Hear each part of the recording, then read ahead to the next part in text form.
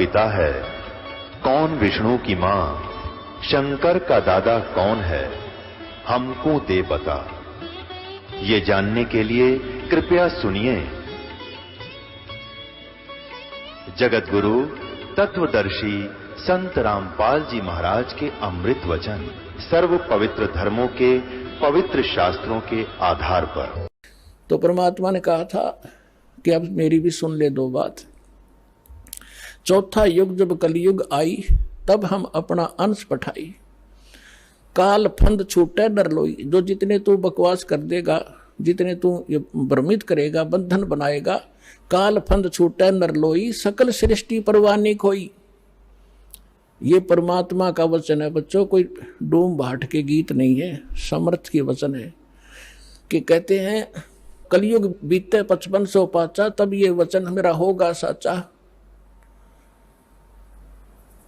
और कलयुग बीत जावे जब एता, सकल सभी प्राणी और परम पुरुष पद चेता। अब परमात्मा ने कहा था कि जब चौथा युग कलयुग आवेगा तब मैं अपना अंश भेजूंगा, और उस समय काल के सारे फंद, तेरे सारे दाव पेच, ये अज्ञान को काट दिया जाएगा और सकल सृष्टि उपदेशी होगी, नाम लेवेगी। और फिर कहा था कि जब कलयुग 5505 बीत जाएगा तब मेरा ये वचन सत्य होगा, और उस समय पूरा विश्व उस परमात्मा के उस परम पद का जानकार होगा, उसको पता चले। अभी तो हम स्वर्ग और नरक, स्वर्ग और नरक, कोई व्यक्ति मर गया, नो का स्वर्गवासी हो गया, चाहे जाता हो नरक में, हमने एक कोड वर्ड बना रखा था। तो अभी तक हमने सतलोक और सचखंड का पता ही नहीं था, परमात्मा का परम पद कौन सा है और कहाँ रहता है, कैसा है, कैसे प्राप्त होता है। और ये नकली पंथ चले थे काल के, राधा स्वामी पंथ और कबीर पंथ, जो 12 पंथ है कबीर जी के नाम से चला रखे, सारे नकली और काल के प्रेरित हैं। इनमें ना सत्य ज्ञान है, ना सत्य साधना है। तो अंडरस्टूड है, जानना ज्ञान सत्य है, ना वहाँ नाम साधना सत्य है, तो क्या है वो तो खोखा है, नकली है, डुप्लीकेट सारे। तो अब परमात्मा ने कहा कि पूरा विश्व इस ज्ञान से परिचित होगा, पूरा विश्व नाम लेगा। अब प्रसंग चल रहा था कि 2 प्रकार से मानव शरीर प्राप्त होते हैं। एक तो टर्न वाइज होता है कि नरक स्वर्ग भोग के, उसके बाद फिर 84 लाख प्रकार के प्राणियों के शरीरों में कष्ट उठा के उसको एक मानव शरीर मिलता ही मिलता है। तो वो उस प्रकार का प्राणी शीघ्र भक्ति पर नहीं लगता। उसके अंदर एक ऐसा गुण होता है, अवगुण होता है, वो बहुत ही देर से बहुत समय लगेगा उसमें, लेकिन मालिक की दया, जो दास ने कल उदाहरण दिया था, उस तरीके से उसके ऊपर असर होता है। वो भी तरीका मालिक उन बच्चों के लिए भी अपनाएगा अब। लेकिन जो बता रहा दास के, एक पिछले संस्कारों से पुनर्जन्म होते रहते मानव के, उसके लिए अभी तक दास या भूमिका बना रहा है, ये समझाने के लिए आपको कि जैसे आप जी को प्रथम मंत्र दिया जाता है। पहले परमात्मा ने इस प्रथम मंत्र में केवल ये बीच वाले 5 नाम ही दिए जाते थे, और ये काल के पंथ, जो राधा स्वामी पंथ और इससे निकले हुई जितनी शाखाएं हैं, ये 5 नाम देते हैं।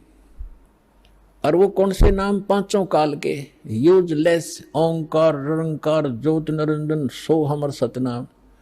सतनाम कोई जाप है, ओंकार निरंकारी कोई जाप है। ये 5 नाम थे जो दास आपको प्रथम मंत्र में, बीच के 2, फर्स्ट एंड लास्ट को छोड़कर, ये पहले नहीं दिया जाता था, इसलिए इसको अभी तक गुप्त रखा था। ये कंप्लीट कोर्स है। और वो बीच वाले जो मंत्र हैं वो आपको संसारिक सुविधा यहाँ की उपलब्ध कराएंगे, क्योंकि उनका टैक्स देंगे। ये पूजा नहीं, साधना है। साधना और पूजा में अंतर होता है। जैसे हम पूजा करते हैं परमात्मा को पाने की, तो हम परमात्मा को पाने के लिए जो भी प्रयत्न करते हैं वो साधना है। जैसे हमारा पूज्य है जल, हमने जल प्राप्त करना है, तो जल प्राप्त करना जमीन के अंदर है, तो हमारा जो पूज्य है, इष्ट है, वो है जल। और उसके पाने के लिए, जल प्राप्त करने के लिए जो भी हम क्रिया करते हैं, बोकी लगाते हैं, पाइप डालते हैं, फिर हैंडपंप लगाते हैं, तो वो हमारी साधना है, वो पूजा नहीं है। उसको पाने के लिए जो हमारा पूज्य है, हमारा जो इष्ट है, वो तो जल है, उसके लिए जो प्रयत्न किया गया वो साधना है और वो पूजा है उसको पाने की। तो इस प्रकार इसको पूजा और इसको समझना। हमारी आस्था तो जल के अंदर है, उन इंस्ट्रूमेंटों में थोड़ी है, और उनके बिना वो मिले नहीं। तो इसी प्रकार ये जो प्रथम मंत्र आपके दिए जाते हैं ये साधना है। और इस जैसे इस दूसरे शब्दों में दास आपको कहे कि जैसे ये मंत्र एक ऐसी कमाई है, ऐसी शीघ्र इफेक्ट करती है, देवताओं को विवश करते हैं ये मंत्र आपको लाभ देने के लिए। जैसे आपको बताया था कि भैंसे को भैंसा भैंसा करता रहो, वो कभी ध्यान नहीं देता। आप वैसे गुण गाए जाओ, जय गणेश देवा, माता थारी पार्वती, पिता माँ देवा, हम घोट रखे थे हमने, ये कभी नहीं सुनेंगे। और इनका एक मंत्र दे रखा है आपको, उसका जाप करो, तुरंत अटैक होगा उनके ऊपर जाके और सतर्क होंगे। क्या हो गया बच्चे को, क्या डिमांड है इसकी, देखो इसका अकाउंट कितना हमारे इसमें, उस तुरंत उसका राहत दी जाएगी। तो जो पैसे ने भैसा भैसा करो कति नहीं सुने, अरे एक बार कर दो हुर्र, वो तुरंत देखेगा नू और अट्रैक्ट होगा, दौड़ने की चेष्टा करेगा उस आवाज की ओर। तो परमात्मा ने ये मंत्र हमें दिए थे, लेकिन बीच में काल के दूता ने इस कबीर पंथ का जहाँ स्टार्ट हुआ था दामा खेड़ा वालों से, तो 5वीं पीढ़ी तक ये 5 मंत्र चले थे। उसके बाद 6ठी पीढ़ी में दामा खेड़ा वालों के जो महंत था वो एक टकसारी नाम का इसी कबीर पंथ की ब्रांच बन गई थी नकली। उसने भ्रमित कर दिया कि तुम बात करते हो सतलोक की और सचखंड और सतपुरुष की और पूजा कर रहे हो तुम देवी देवताओं की, ये कहे कि भक्ति है तुम्हारी। तो भ्रमित हो गया, उसको ज्ञान नहीं था, छठा पीढ़ी वाला था। उसके बाद फिर उन्होंने एक शब्द सिलेक्ट कर दिया जो कबीर सागर में लिखा है, अजर नाम अमीर नाम पाताले सब सिंधु नाम, यही हंस का काम। ये कोई मंत्र है? ये तो एक श्लोक शब्द है। तो इन मंत्रों से इन आपकी पूजा नहीं है। पूजा हमारा कबीर देव पूज्य है, उसको प्राप्त करना, सतलोक हमारा प्राप्त करना उद्देश्य है। और ये साधनाएं हैं, ये इंस्ट्रूमेंट हैं, ये प्रयोग करने ही करने पड़ेंगे। अब उसके बाद जो सतनाम आपको दिया जाता है, सतनाम के अंदर एक आध सिरफिरा जो विशेषकर वो व्यक्ति भ्रमित होता है जिसके कर्म घड़े बिगड़ जाते हैं, जो 100, 200, 1000, 2000 व्यक्तियों को भ्रमित करके उनको अपने पीछे लगा के गुरु बन बैठता है। अब क्या बन गई, परमात्मा की दया हो रही है, हमारे जो बच्चे शिष्य बनते हैं जो पहले अन्य इन गुरुओं के पास थे, अब बच्चे को बालक थोड़े ही एजुकेटेड हैं, दास ऐसे ढंग से ज्ञान देता है कि बालक भी समझ जा और प्रमाण देता है, तो उनको समझ में आ रहा है, वो अपने गुरुओं के पास जा रहे हैं। उन गुरुओं से भी कह रहे हैं जी आप भी चलो, आप भी भ्रमित हैं और हमें भी मिसगाइड किया आपने। आपका उद्देश्य तो ठीक था कि हम कुछ मार्गदर्शन करें, लेकिन आपको ही नहीं पता, आप झूठे गाइड बन गए, आप भी चलो। तो जो अच्छी आत्माएं हैं वो आ जाते हैं, दीक्षा भी ले रहे हैं। एक तो ये कह रहा था कि मेरे 20,000 शिष्य हैं, मुझे ये ज्ञान मिला, पहले मैंने ज्ञान गंगा पढ़ा और फिर मैंने अपने शिष्यों से कहा कि तुम भी पढ़ो, देखो इसमें क्या है।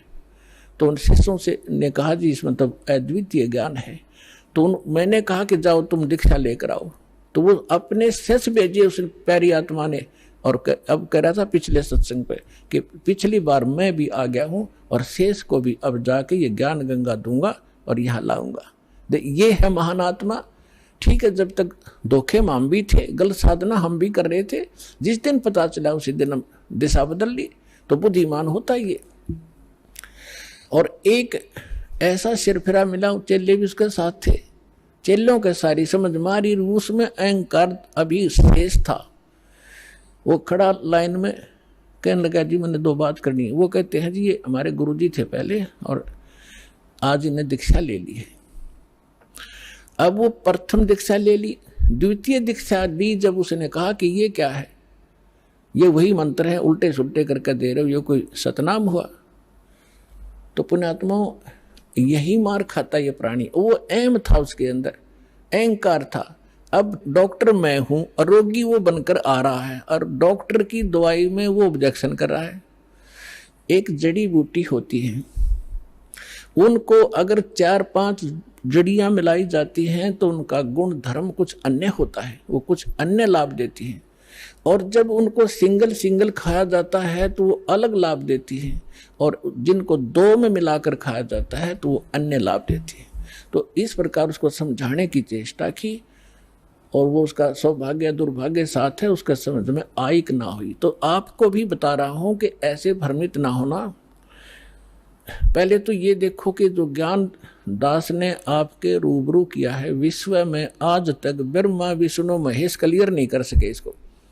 इस दास पे दया हुई, तो आगे कौन सी का चीज छोड़ दूंगा मैं, ये भी विचार कर लेना।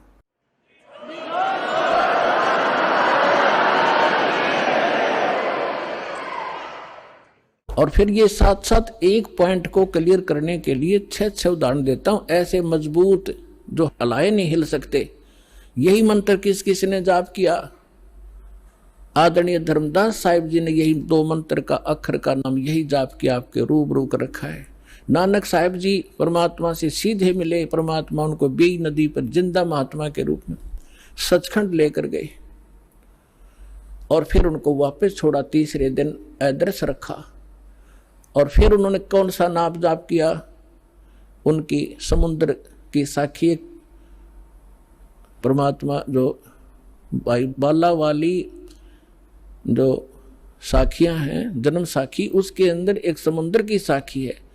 उसमें एक कथा है कि एक समय बाला और मर्दाना नानक साहिब के साथ रहा करते थे अधिकतर। उन्होंने एक दिन प्रार्थना की, गुरुदेव हम श्रीलंका जाना चाहते हैं, देखना चाहते हैं, दया करो।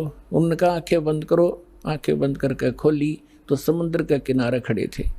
नानक साहिब जी ने कहा कि आओ मेरे साथ साथ समुद्र के ऊपर चलेंगे और वाहेगुरु बोलते रहना।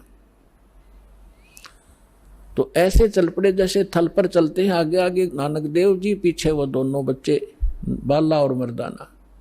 तो नानक साहिब जी ने, वैसे तो सिमरन श्वास से करना होता है, उन्होंने जानबूझ के झटका देना था, क्योंकि परमात्मा का सख्त आदेश था, धर्मदास मेरी लाख दुहाई।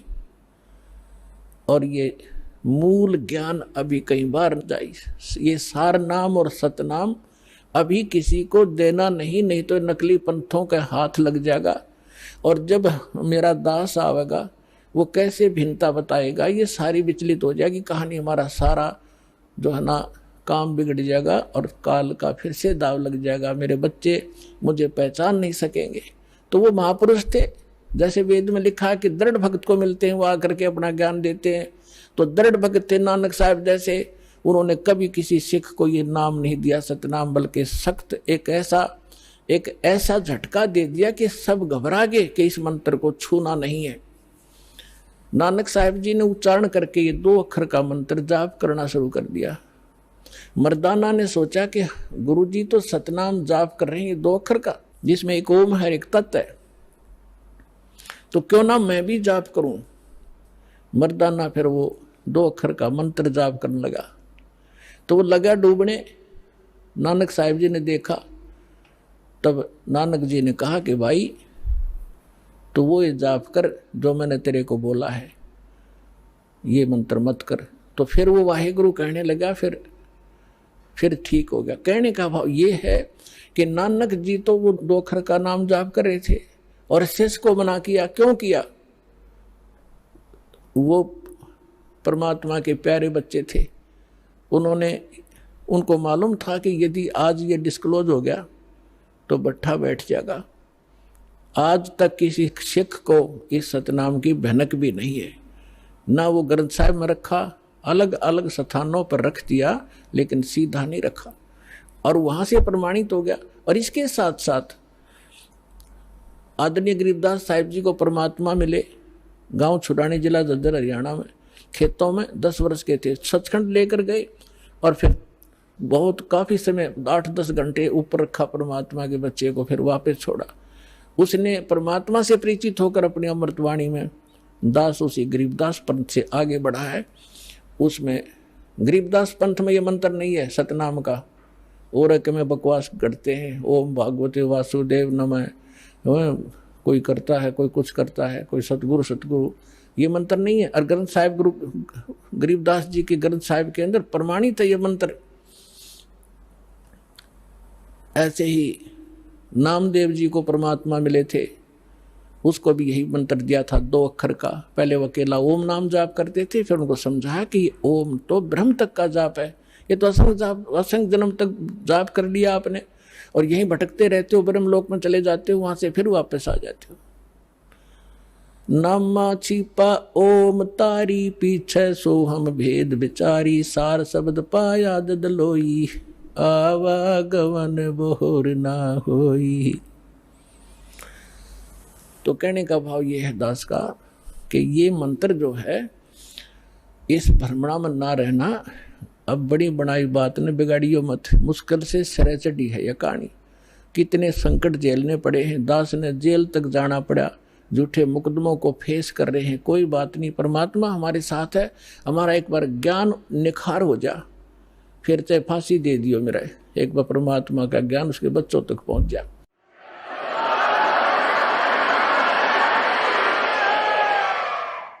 तो पुण्यात्माओं, परमार्थ के लिए संत आते हैं, और जो परमार्थ नहीं कर सकता वो खाक संत है। और संत किसे कहते हैं? सतगुरु उसे कहते हैं। सतगुरु के लक्षण कहूं, मधुरे बैन विनोद, 4 वेद 60 शास्त्र वो कहे 18 बोध। सतगुरु होगा जो इन सदग्रंथों से ज्ञान दे और प्रमाणित ज्ञान हो। अब जो प्रसंग चल रहा है कि जैसे अब आप जी नियमित रहे, अब आपको कुछ दिन समस्या रहेगी, क्योंकि अभी हमारे इस ज्ञान का प्रकाश कम हुआ है। घर घर के अंदर विरोध है, गांव गांव में विरोध है, समाज के अंदर विरोध है, क्योंकि जगत और भगत के क्रियाओं में और विचारों में सदा से भिन्नता रही है। और इसीलिए कहा है कि जगत और भगत का आपस में विरोध रहा ही है, और ये रहेगा भी। जब तक जगत को आप जैसा ज्ञान नहीं होगा तो वो विरोध करेंगे ही करेंगे, स्वाभाविक है, उनको अच्छा सा नहीं लगता। जैसे यहाँ पहली बार कोई व्यक्ति आता है और दूसरा आके प्रणाम करता है, वो खड़ा खड़ा देखता रहता है, ये क्या कर रहे हैं यहाँ पर, उसको अच्छा सा नहीं लगता, क्योंकि वो तो अहंकार में कोई छोटी मोटी पोस्ट हो तो उसने तो भारी बात हो जाती है, कैसे लंबा लेटूं। ये होता उनमें जो भक्तिहीन होते हैं पिछले जन्म के, और पिछले जन्म के भक्ति युक्त प्राणी होते हैं, चाहे कितना बड़ा अधिकारी हो तुरंत समर्पित हो जाता है। वो पिछले संस्कार उसको अपने आप झुका देते हैं। उदाहरण के लिए जैसे सरसों आपने देखा होगा, सरसों जब तक उसकी फलियों में दाने नहीं होते, यानी उसकी कीमती नहीं होती, तब तक वो ऐसे खड़ी रहती है। और जो जो वो पकती चली जाती हैं और वो उनमें वो कीमती बनती जाती है, उनकी वैल्यू बनती है, वो झुकना शुरू कर देती है। और इतनी झुक जाती है कि जमीन को छूने की चेष्टा करती है, क्योंकि ईब उनकी कीमत बन गई, वो कीमती हो गए, उनके अंदर वो शक्ति आ गई, वो कीमत बन गई। और जब तक वो यूजलेस थी, वो न्यों खड़ी थी आकड़ी ऊपर ने। तो इसी प्रकार जो पूर्व जन्म के भक्ति युक्त होते हैं, उनका स्वभाव होता झुकने का, वो खड़े रह ही नहीं सकते।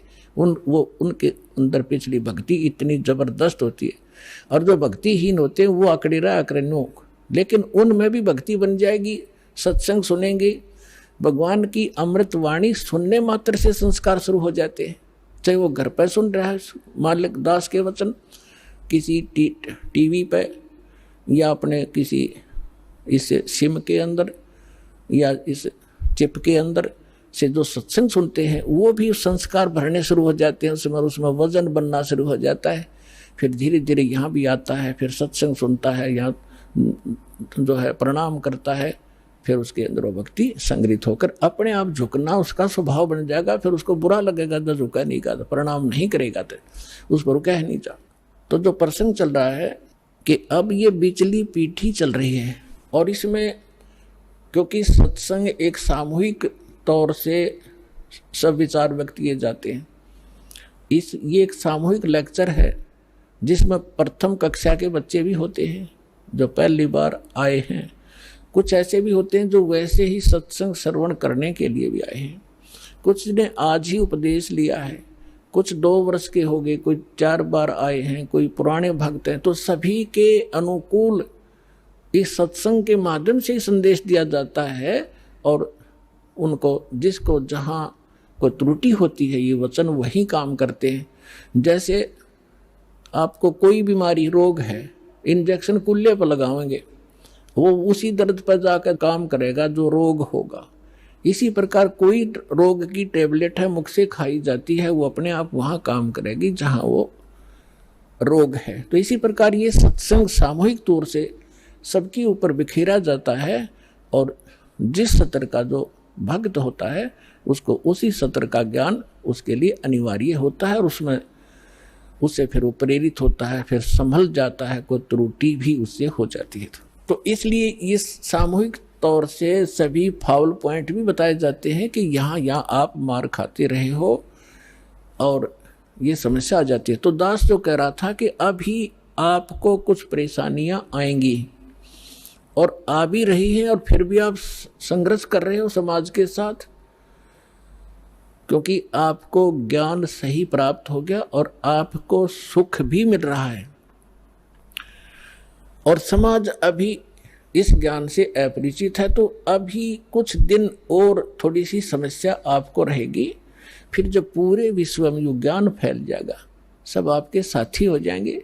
आप जो भी वचन कहोगे, जैसे हमने रामायण और महाभारत सुनते सुनते कान पक गए, हजारों वर्षों से सब ने सुन ली, सब ने मान ली, सारी सही, बिल्कुल राम कृष्ण समर्थ भगवान। अब कोई भी कितना खड़ा होकर कोई कहा करता कृष्ण जी ने न्यू कर दिया, सारे नाड़े लाया करते, हाँ जी बस ये समर्थ शक्ति है, सर्वशक्तिमान है, हाँ जी। अब कहते हैं झूठ को 100 बार सुन ले वह सत्य लगने लग जाती है, और हमने सुन रखी थी लाखों बार, तो वो एक रस हो गया था, कोई ऑब्जेक्शन नहीं रहा। अब ये सच्चाई भी ऐसे ही दास बार बार रह कर सुनाओगा, तो ये सच्चाई भी आपको एक दिन सबने स्वीकार करनी पड़ेगी, और सभी ऐसे ही गर्दन हिलाया करेंगे, बिल्कुल सही, यही है ज्ञान और ज्ञान ही नहीं, और यही कबीर है भगवान और भगवान ही नहीं, इस ज्ञान से ही होगा। तो इस प्रकार अभी आपको प्रॉब्लम रहेगी और संघर्ष करो। ये तो आज़ादी की सी लड़ाई समझ लेना, लेकिन हमारी लड़ाई हथियारों की नहीं, ज्ञान के शस्त्र से हमने लड़ना है। कबीर साहब का ज्ञान ऐसा है, कहते हैं और ज्ञान सब ज्ञानड़ी, कबीर ज्ञान सो ज्ञान, और जैसे घोड़ा तोब का करता चले मैदान तो कर दिया। शंकराचार्य हमने निमंत्रण उनको दे लिया, कहा जो जी चर्चा करो, कुछ हमारी त्रुटि हमें बताओ, आपकी हम बतावाएंगे, उसको एक समाज को एक दिशा दे दें। लेकिन कुछ भी रहा हो, चाहे वो अपने आप को गण्याडी मान रहे होंगे, के जावा रामपाल का तो कोई अस्तित्व नहीं है, लेकिन फिर भी गरीब के पास भी आ जाना चाहिए बड़े आदमियों ने, जो आमंत्रित करता है। दूसरी बात यह है कि उनके पास कख नहीं, उनको सारा पता लग चुका है, क्योंकि पुण्यात्माओं आज इतना सेंसिटिव मीडिया है, एक वचन भी दास ने इस पूरे सत्संग में गलत बोल दिया होता, ये बवंडर बना देते। और आज मैं सीधा छाती में मार रहा हूँ इनके सच्चाई को, और कोई चसक नहीं रहा, इतना वजन है सच्चाई के अंदर।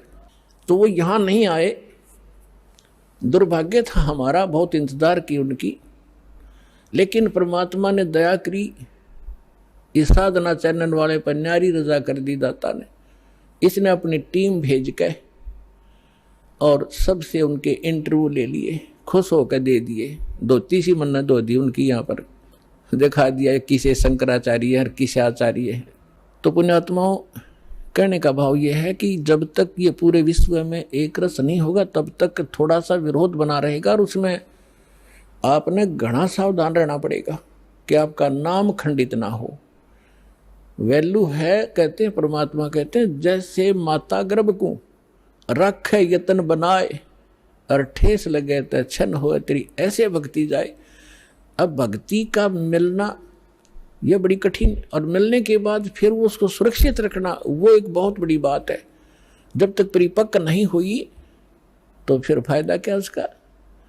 तो इतना सावधानी आपने बरतनी पड़ेगी। जैसे कोई माता बच्चे को गर्भ में आते ही वो कितनी सतर्क हो जाती है, खान पीन में संयम बरतती है, पैर ऊंचा नीचा ना टिक जा कि बच्चे का झटका लग जा, रात को करवट ले भी गलती से ले लेती है तो तुरंत सतर्क होती है, और कहीं मेरे बच्चे का दाब ना लगी हो और खराब ना हो जाए मेरा गर्भ, वो कितनी चिंतित रहती है। तो आप जी ने इस भक्ति का जो लाल है इतनी सावधानी से परिपक्व करना पड़ेगा, तब आपको सफलता होगी। इसमें फाउल पॉइंट है, आन उपासना नहीं करनी, संसारिक व्यवहार के जो भी कार्य हैं जो भक्ति परमात्मा की मर्यादा को भंग करते हैं वो नहीं करने,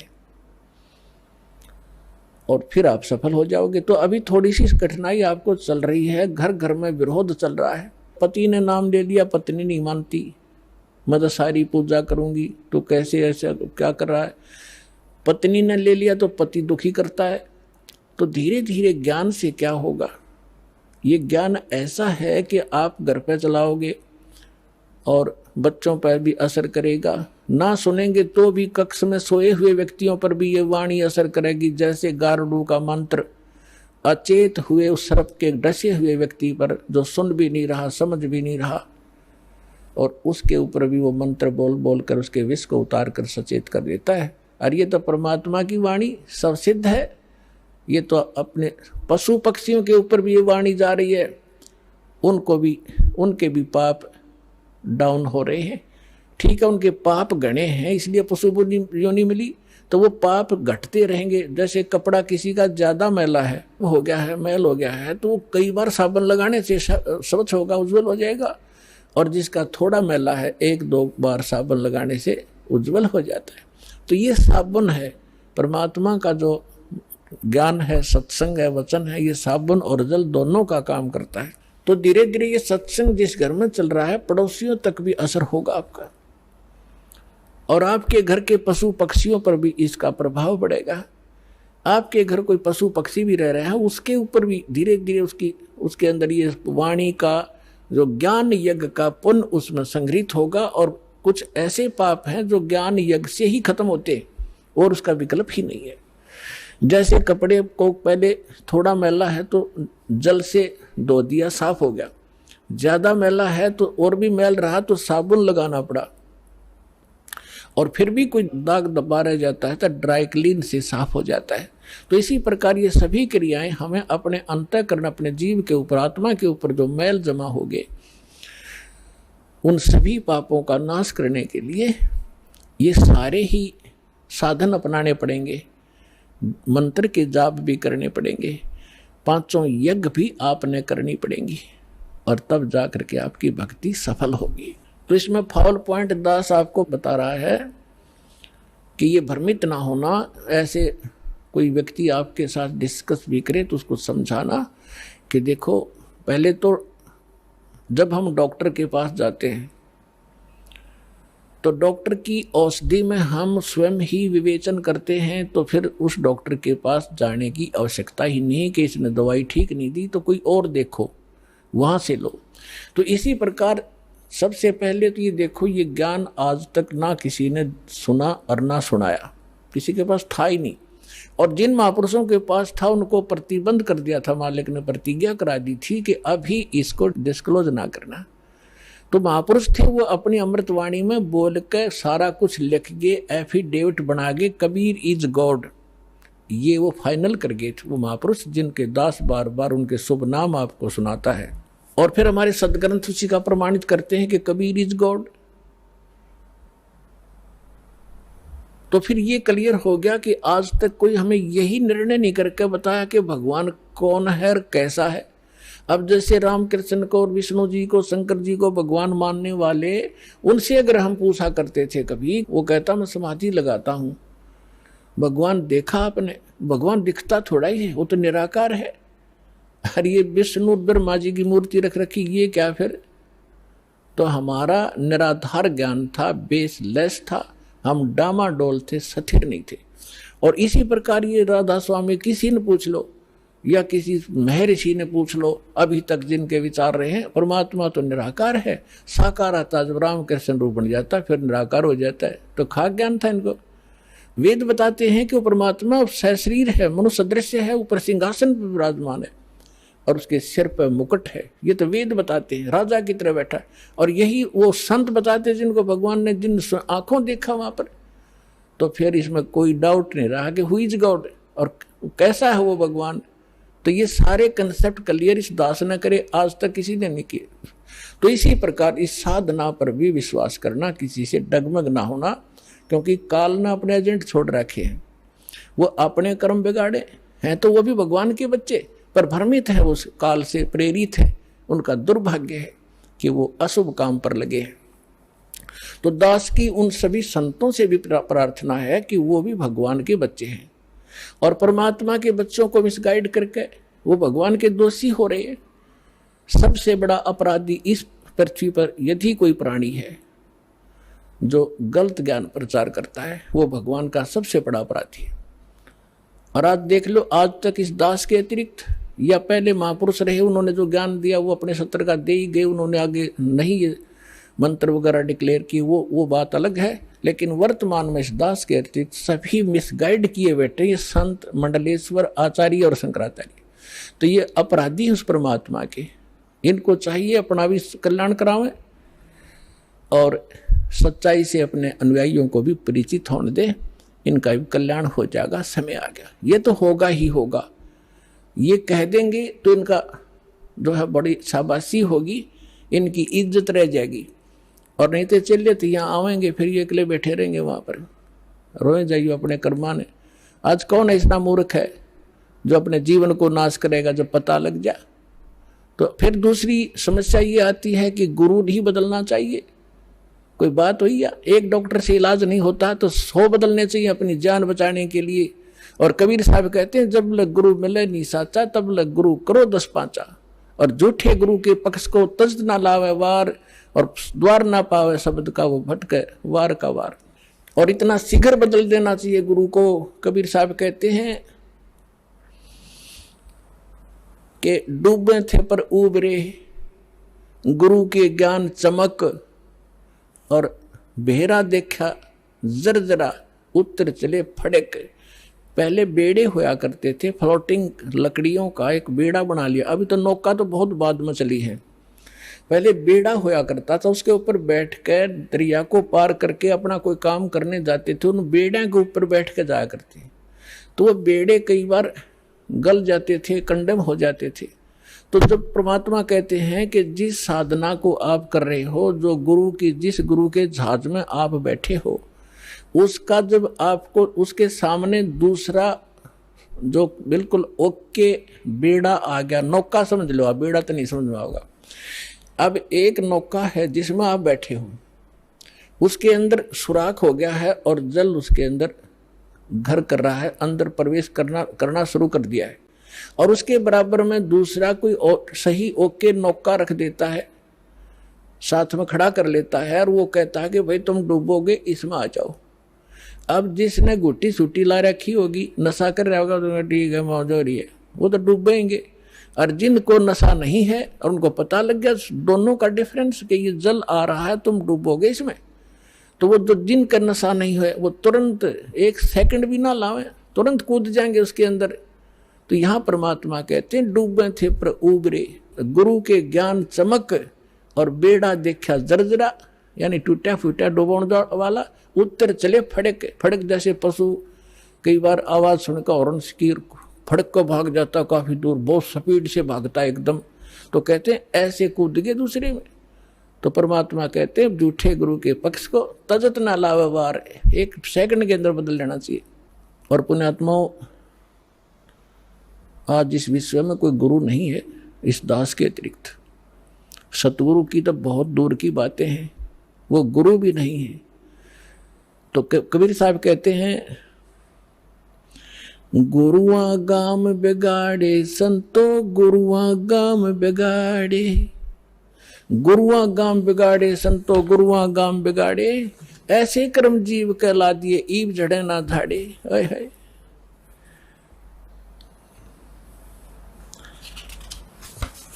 अब परमात्मा रह रहकर अपने उस ज्ञान के माध्यम से हमें बताना चाहते हैं कि गुरुआ गाम बिगाड़े संतो, इन गुरुआ गाम बिगाड़े, इन नकली गुरुओं ने जगह जगह गुरु बने बैठे और ऐसे कर्म जीव कहला दिए बहुर झड़े ना झाड़े। अब कोई जो भी पूजा उन्हें चिपका दी, उनका ये कर लो, श्राद्ध निकाल लो, फलाना कर लो। अब वो उनको छोड़ना नहीं चाहते, जबकि सारे शास्त्र विरुद्ध साधनाएं हैं।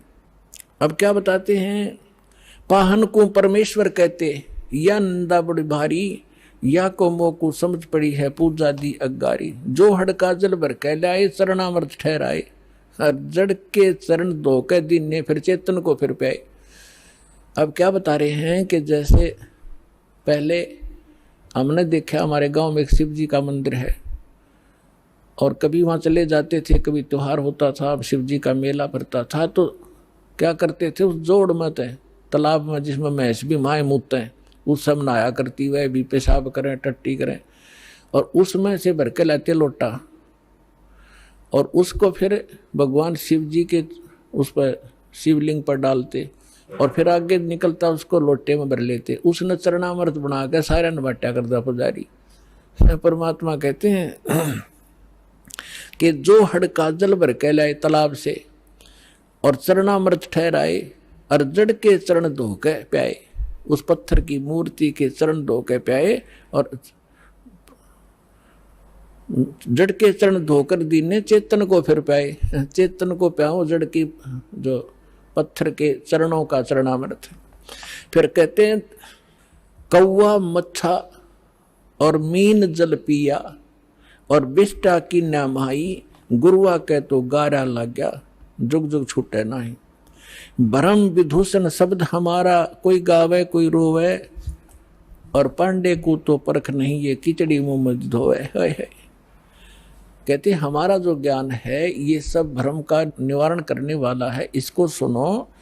और पांडे जो यानी जो आपके गुरुजी आपको दीक्षा साधना बता रहे हैं, ये तो ऐसा है जैसे कीचड़ से कपड़ा धो रहे हो तुम, दूनी गारा लगेगी, वो साफ नहीं हो सकता जो साधना आप करें। भैरो भूत मसाणी पूजें और दुर्गा देवी ध्यावें, उत्ती के तो तब ही बाजें जो बकरे आण कटावें। भेड़ पूछ को पंडित पकड़ ये बादो नदी बिहंगा, गरीब दास वो भव जल डूबे नहीं साध सत्संगा। कि जिनको संतों का संग नहीं मिला, सत्संग नहीं मिला, वो भवजल के अंदर ही डूब जाते हैं। भेड़ पूछ को पंडित पकड़े, ये आपके गुरुजी कहते हैं आपको दरिया पार कराने के लिए ऐसा साधन दे रखा है जैसे कोई ये कह दे कि भेड़ की पूछ पकड़ा दे और कहते इसको लेकर दरिया में बढ़ जा, ये पार कर देगी तुझे।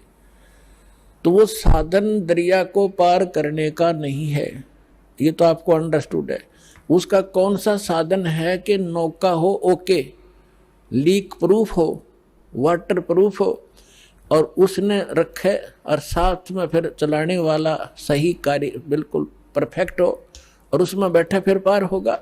भेड़ पूछ के पकड़ने से दरिया पार नहीं हो सकती। इसी प्रकार जो साधनाएं आज तक आप कर रहे थे वो ऐसी साधना थी, मोक्ष कराने के लिए जैसा आप उद्देश्य ले रहे थे ऐसी थी, जैसे भेड़ की पूछ पकड़कर दरिया पार करते, और वो भी भादों वाली दरिया। भादों के अंदर सबसे ज्यादा वर्षा हुआ करती थी और सभी दरियाएं ओवरफ्लो होकर किनारों को चाटती हुई चला करती हैं। और ऐसे भयंकर समय में और ये साधन दे रखा आपको। तो यहाँ कहते हैं भेड़ पूछ को पंडित पकड़े भादो नदी बिहंगा, और गरीब दास व भवजल डूबे जिन नहीं साध सत्संगा। जिनको संत सतगुरु नहीं मिले वो यहीं डूब जाएंगे। कबीर साहब कहते हैं, कबीर इस संसार को समझाऊं के बार, और ये पूछ पकड़ के भेड़ की ये उतरा चाहे पार। अब थोड़ी सी इन नकली गुरुओं की हिंदी करता हूं, उसके बाद आगे आज की कथा सुनाई। अब परमात्मा क्या कहा करते, गरीबदास साहिब को भगवान मिले, सचखंड ले गए, फिर वापस छोड़ा। और परमात्मा ने पहले कहा था कि 12वां पंथ जब गरीबदास 12वें पंथ का जो संचालक होगा, प्रवर्तक, उसके माध्यम से मेरी वाणी पुनः प्रकट होगी, मेरा ज्ञान दूंगा। और बीच में जैसे 600 वर्ष पहले कबीर साहब जी ने धर्मदास जी को जो ज्ञान दिया था वो कबीर सागर में लिपिबद्ध हुआ। तो परमात्मा ने पता था कि बीच में काल के दूत इसमें कोई ना कोई गड़बड़ करेंगे। आप एक अनुराग सागर है, कबीर सागर का एक चैप्टर है। तो ये कबीर पंथी विशेषकर उस अनुराग सागर को ही घसीट रहे थे।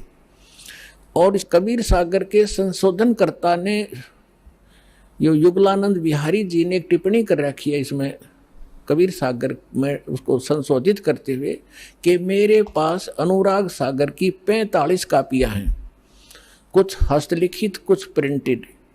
इनमें बहुत सी ऐसी हैं जो एक दूसरे से मेल नहीं कर रही।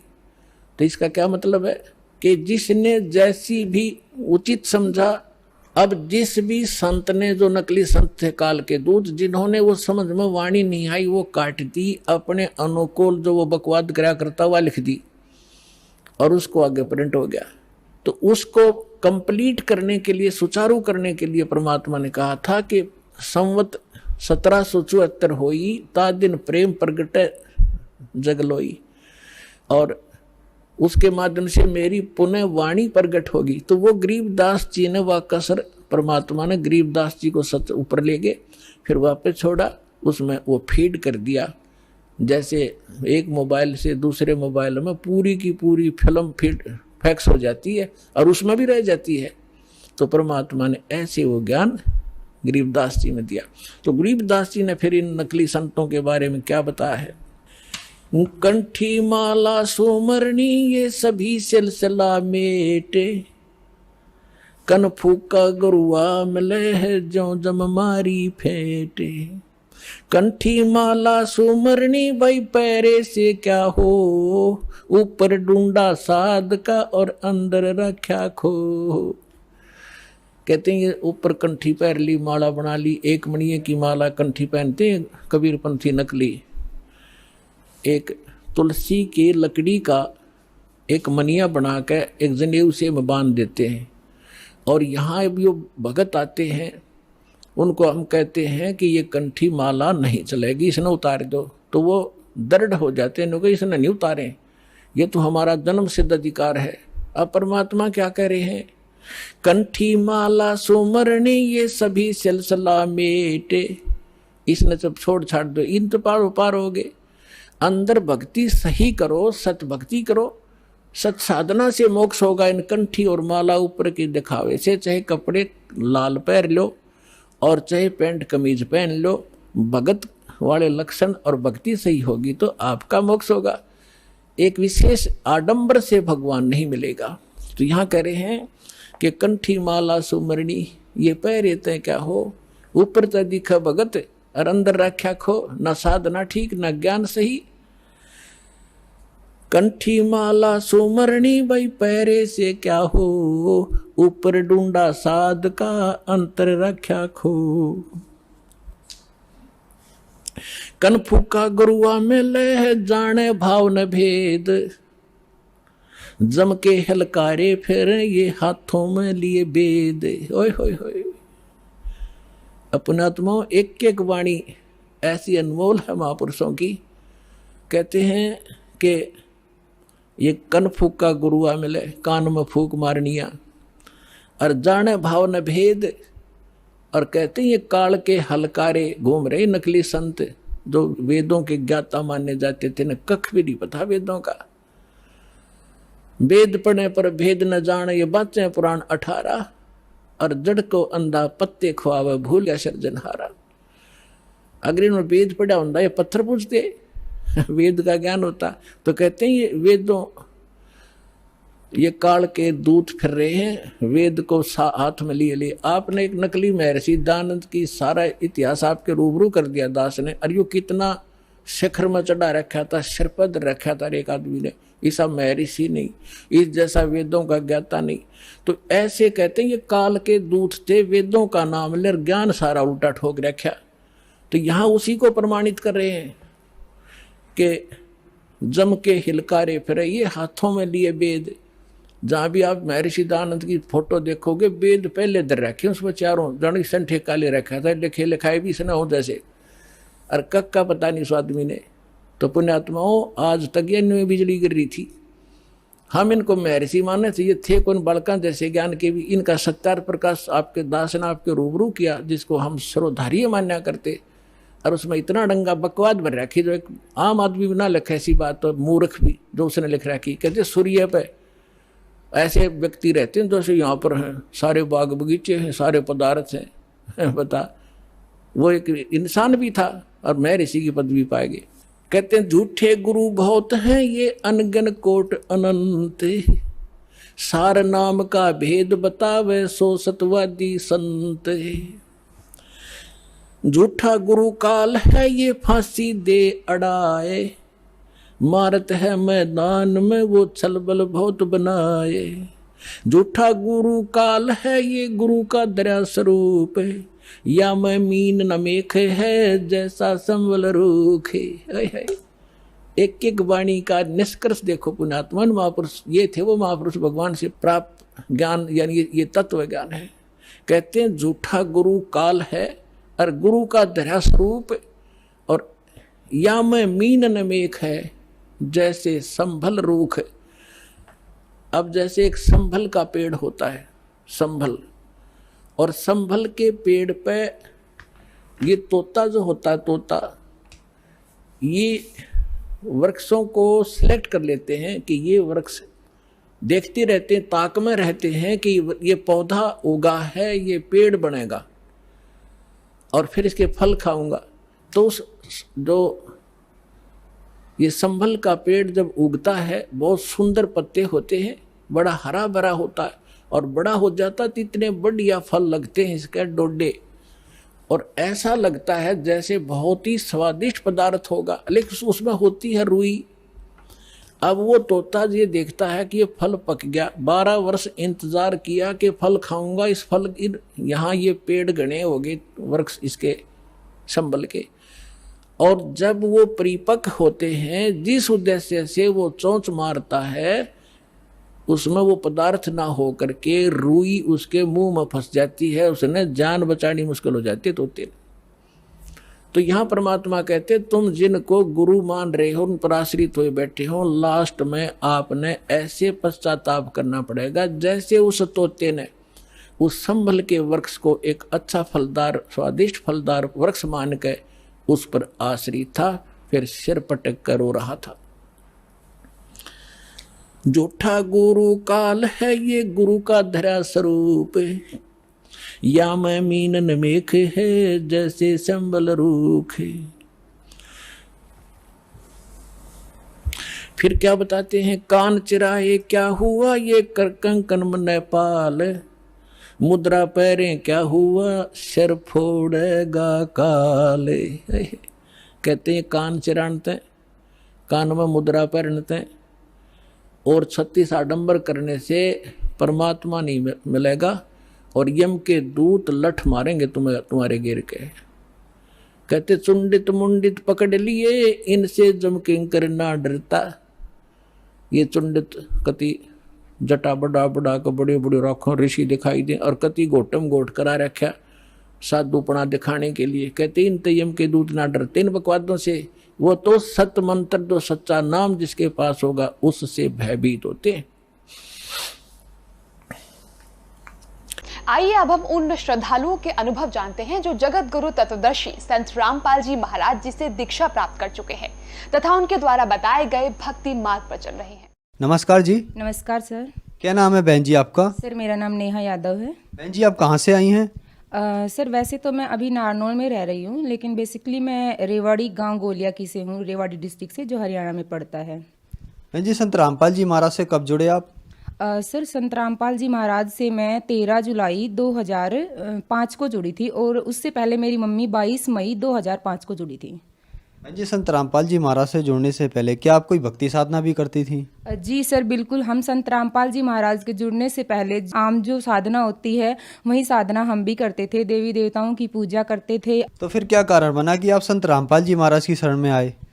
एक्चुअली सर मेरी मम्मा बहुत बीमार रहती थी और मेरे पापा जी के एक दोस्त थे, वो हमारे घर पे आए और उन्होंने बताया कि मैं भी बहुत ज़्यादा परेशान था, क्योंकि हम उसे जानते थे कि वो वास्तव में बहुत ज़्यादा परेशान था और उसके घर में खाने के भी लाले पड़ गए थे। उसने बताया कि भाई मेरे साथ ऐसा ऐसा हुआ है और मैं छुप के वहाँ पे रह रहा था गुड़गांव में, क्योंकि मैं बहुत ज़्यादा परेशान था, कर्जा हो गया था मुझ पर। हम उन्हें ऑलरेडी पहले से जानते थे और उनकी बीवी बहुत ज़्यादा बीमार थी। तो सर उन्होंने बताया कि मैंने संत रामपाल जी महाराज का नाम लिया है और उनकी जो वाइफ थी वो बिल्कुल स्वस्थ हो गई थी और उनको इतना ज़्यादा फ़ायदा हुआ, बहुत ज़्यादा फ़ायदा हुआ उनको।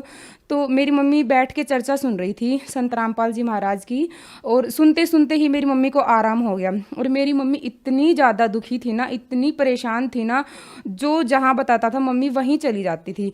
तो मम्मी तो ये सोच रही थी कि हाँ भाई ठीक है, मैं तो वहाँ भी चली जाऊँगी, कोई दिक्कत नहीं है मुझे। तो उसने बताया कि बहन जी आप चलिए और वहाँ पे सब सुविधा है, आपको किसी चीज़ की परेशानी नहीं, खाने की भी वहाँ पे अच्छी सुविधा है, आप वहाँ पे एक बार चल के देखो। तब हम संत रामपाल जी महाराज की शरण में गए थे। संत रामपाल जी महाराज की शरण में आने के बाद आपको क्या लाभ प्राप्त हुए? सर संत रामपाल जी महाराज की शरण में आने के बाद तो इतने लाभ प्राप्त हुए हैं कि शायद हमने दुख ही नहीं देखा है और उससे पहले हमने सुख नहीं देखा था। संत रामपाल जी महाराज की शरण में सबसे पहले तो हमें मनुष्य जन्म का लाभ हुआ, जो कि आत्मिक शांति मिली और दुखों से छुटकारा मिल गया, ग्रह क्लेश से छुटकारा मिल गया, हमें भगवान मिल गए। क्योंकि जब मैं छोटी थी तो मुझे ज़्यादा तो नहीं पता था, लेकिन मैं हमेशा ये सोचती थी कि ऊपर भगवान कहाँ है, ये तो बादल है, तारे हैं, फिर ये मूर्ति है। मतलब मुझे बड़ा अजीब सा लगता था कि यार ये कैसे भगवान है, और मतलब मुझे इरिटेट सा होता था उन भगवानों को देख के। उनके बारे में जब मैं सोचती थी कि इस तरह से दूध बिखेरना शिव जी के ऊपर और शिवलिंग, अजीब सा नाम लगता था मुझे, बड़ा ही अजीब लगता था। तो मतलब मेरे मन में हमेशा सवाल उठते रहते थे कि भाई क्या भगवान कौन है। तो संत रामपाल जी महाराज की शरण में हम जब गए तो मेरी मम्मी ने नाम लिया सबसे पहले, और मेरी मम्मी गई, बोली अगर मैं ठीक होंगी तो करूँगी, नहीं तो मैं नहीं करूँगी। कोई कहता था कि कुछ करवा रखा है, कोई कहता था कि भूत का साया है, कोई कहता था कि सवामणी बोल रखी है। इतनी सारी रिपोर्ट मैंने खुद फेंकी है मेरी मम्मी की। तो संत रामपाल जी महाराज से उपदेश लेने के बाद वो ठीक हो गई। घर में एक पैसा नहीं बचता था। संत रामपाल जी महाराज के उपदेश लेने के बाद हमें बहुत ज़्यादा फायदा मिला, जो हमें कहीं पे भी नहीं मिला आज तक।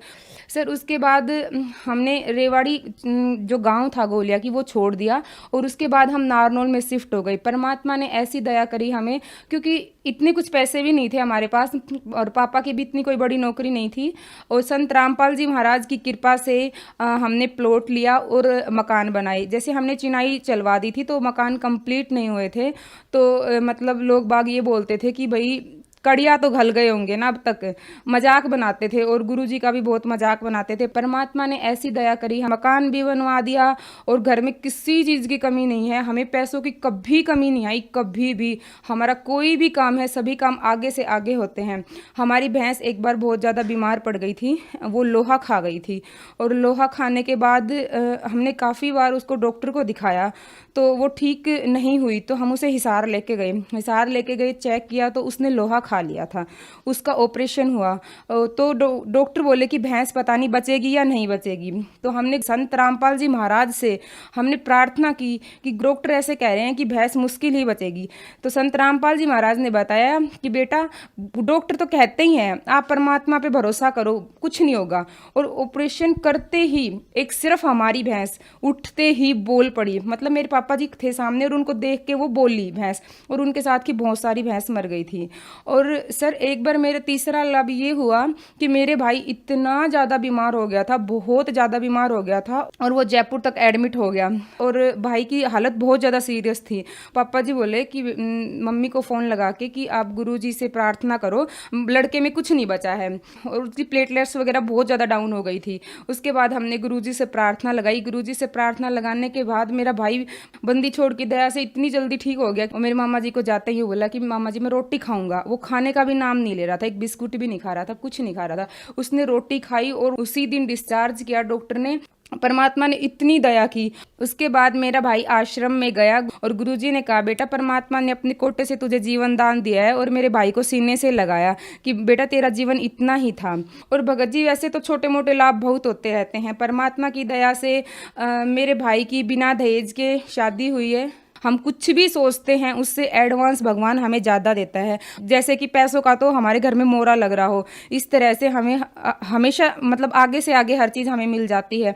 और मेरी भी रमैनी संत रामपाल जी महाराज की दया से बिना दहेज हुई है। मैं हमेशा यही इच्छा करती थी, मुझे ऐसा हस्बैंड चाहिए जो मुझे भक्ति के लिए कभी भी ना रोके और बिना दहेज मुझे लेके जाए। परमात्मा ने वो भी दया कर दी, मुझे मेरे हस्बैंड बिना दहेज के ही लेके गए हैं, और भक्ति में वो इतना सहयोग है कि मुझे रोना भी आ जाता है। सर शादी के बाद अभी क्या हुआ, मेरे पेट में बहुत तेज़ दर्द उठ गया, और मैं सोच रही थी कि शादी के बाद वही हो गया, जो लेडीज़ बीमार रहती थी मेरे साथ भी वही हो गया। और मुझे इतना दर्द हुआ ना, इतना दर्द हुआ, मेरे से वो दर्द सहन नहीं हो रहा था। मेरे हस्बैंड मुझे डॉक्टर के लेके गए, तो डॉक्टर ने कहा कि इसके दोनों गुर्दों में पत्थरी है। पत्थरी का नाम सुन के मैं रोने लगी। मैंने सोचा कि संत रामपाल जी महाराज इतनी बड़ी शक्ति हैं, मैंने उनका ज्ञान सुना है, देखा है, आज तक मुझे कुछ नहीं हो सकता, मुझे इतना विश्वास था। और जब मैं दोबारा दूसरे डॉक्टर के पास गई तो उन्होंने कहा कि इनको पत्थरी नहीं है, और मैं जब तीसरे डॉक्टर के पास गई तो उन्होंने भी यही कहा। फिर मुझे यूं शक होने लग गया कि मतलब पता नहीं थी भी या नहीं थी पत्थरी। तो मैंने चेक करवाई, फाइल चेक करवाई, तो उन्होंने बताया कि आपको पत्थरी तो थी लेकिन आपकी पत्थरी खत्म हो गई। परमात्मा ने मेरी मात्र शायद 1 हफ्ते के अंदर मैंने वो रिपोर्ट करवाई डॉक्टर के पास, मेरी पत्थरी भी खत्म हो गई थी सर। और वैसे तो बहुत सारे लाभ होते रहते हैं। अभी मैं डॉक्टर के पास गई थी, मुझे दर्द हो रहा था, तो उन्होंने बताया कि यूट्रस पे सूजन है। और जब मेरी मतलब शादी हुई थी, रमैनी हुई थी, तो उसके बाद मेरे ससुराल वाले बिना नाम के थे, तो मैंने सोचा कि छोटा मोटा कुछ करवाया होगा उन्होंने, तो मेरा नाम खंडित हो गया होगा, तो मैं नाम शुद्ध करवा लेती हूँ। तो तब तक मुझे आराम नहीं पड़ रहा था भगत जी। जैसे ही मैंने नाम शुद्ध करवाया तो मैं तभी ठीक हो गई, बिल्कुल ठीक हो गई। और वैसे तो छोटे मोटे लाभ बहुत सारे होते रहते हैं। संत रामपाल जी महाराज से नाम दीक्षा लेने के बाद आपको बहुत सारे लाभ प्राप्त हुए, तो जो और श्रद्धालु आज आपको देख रहे हैं, खास करके आपकी उम्र के, उनके लिए आप क्या संदेश देना चाहेंगी? सर मैं उनको ये संदेश देना चाहूँगी कि आज के युग में सभी पढ़े लिखे हैं। भगवान ने इतना ज़माना आगे बढ़ा दिया है कि हर इंसान पढ़ा लिखा है, सबके घर में कोई ना कोई पढ़ा लिखा है।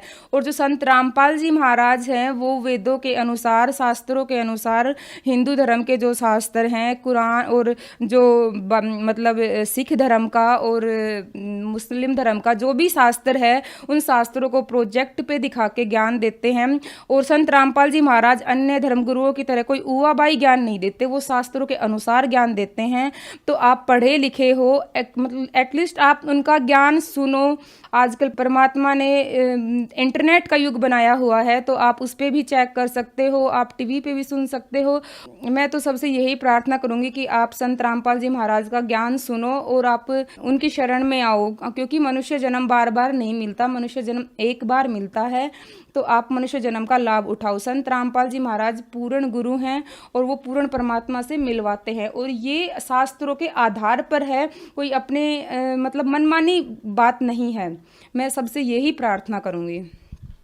जी, संत रामपाल जी महाराज से नाम दीक्षा कैसे प्राप्त की जा सकती है? सर संत रामपाल जी महाराज से नाम दीक्षा प्राप्त करने के लिए www.जगतगुरु संत रामपाल जी महाराज साइट पे देख सकते हैं। और जितने भी स्टेट हैं, जितने भी डिस्ट्रिक्ट है, सभी के अंदर नामदान केंद्र खुले हुए हैं। अगर फिर भी नहीं पता चलता है तो साधना चैनल, ईश्वर चैनलों पर संत रामपाल जी महाराज के सत्संग आते हैं, और उसके नीचे एक पट्टी आती है, पट्टी के ऊपर नंबर लिखे हुए हैं, उन पे फोन करके आप पता कर सकते हैं। अपने नजदीकी सेंटर पे जाके नाम दीक्षा ले सकते हैं। धन्यवाद जी। सत साई।